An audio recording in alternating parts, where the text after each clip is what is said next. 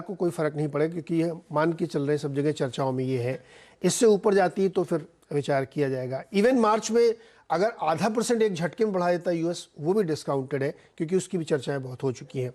तो मार्केट में बेसिकली ये है कि लोग डाइजेस्ट कर रहे हैं और इकोनॉमिक ग्रोथ को ज़्यादा वे कर रहे हैं रादर कि क्या होने वाला है इन्फ्लेशन के फ्रंट पे या रेट के इंटरेस्ट फ्रंट पे।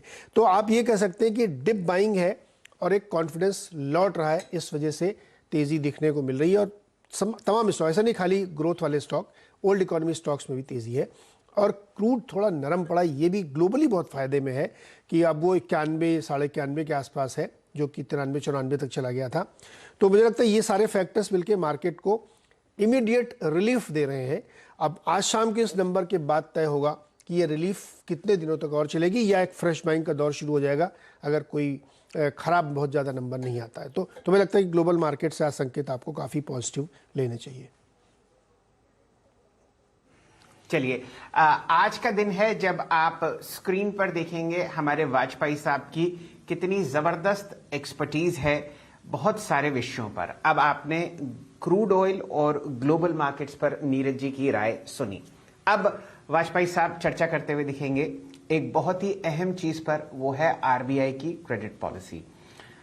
नीरज जी, क्या लगता है?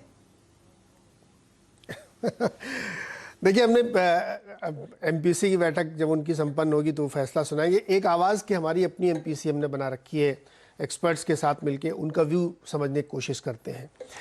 तो अनुमान ये है एक्सपर्ट्स का, जो हम 3 लोगों से हमने बात की, उसमें 2 लोगों का अनुमान ये है कि रिवर्स रेपो में शायद 0.15 या 0.20% के आसपास का इंक्रीज हो सकता है रिवर्स रेपो में।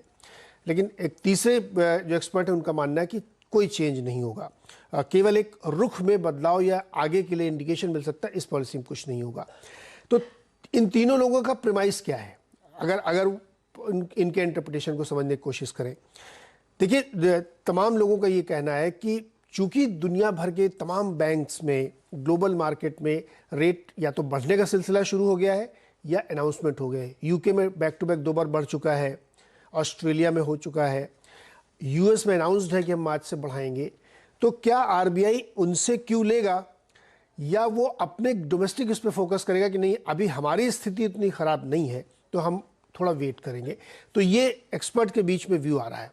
इसमें सबसे महत्वपूर्ण बात ये होगी कि क्या आरबीआई अपनी कमेंट्री में अपना रुख बदलता है, क्या वो इन्फ्लेशन को ज़्यादा तवज्जो देता है ग्रोथ के सामने, ये लोग सुनेंगे, उसके बाद डिसाइड करेंगे। तो मुझे लगता है कि क्रेडिट पॉलिसी में ज़्यादातर लोग इस पक्ष के ज़रूर है कि हल्का सा रिवर्स रेपो करेंगे। अच्छा, रिवर्स रेपोज करने क्या होगा, थोड़ी सी जो एक्सेस लिक्विडिटी है वो बाहर हो जाएगी, तो अपने आप थोड़ा सा एक एडजस्टमेंट होता हुआ दिखेगा, तो इन्फ्लेशन कंट्रोल में आएगी। तो मुझे लगता है कि आरबीआई की कमेंट्री और उसका फैसले से ज़्यादा कमेंट्री, क्योंकि कमेंट्री में अगर रुख बदल दिया उन्होंने तो फिर आप यहाँ से दूसरे तरीके के ट्रेजेक्ट्री में चले जाएंगे। तो मुझे लगता है कि आरबीआई की ये महत्वपूर्ण पॉलिसी है, सबसे महत्वपूर्ण पॉलिसी मुझे लगता है भारतीय बाजारों के लिए आज यही है।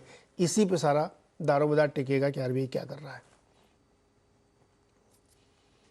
चलिए, अब आरबीआई की क्रेडिट पॉलिसी में आप रिवर्स रेपो में कुछ तब्दीली देख सकते हैं, ये वाजपेयी साहब की राय है और जिन विशेषज्ञों से नीरज जी ने बात किया है उन्होंने भी यही बात सुझाई है। अब चर्चा करते हैं राजनीति की। ये कहना बहुत ही कठिन है और इसका जवाब खुद नीरज जी देते हुए दिखेंगे।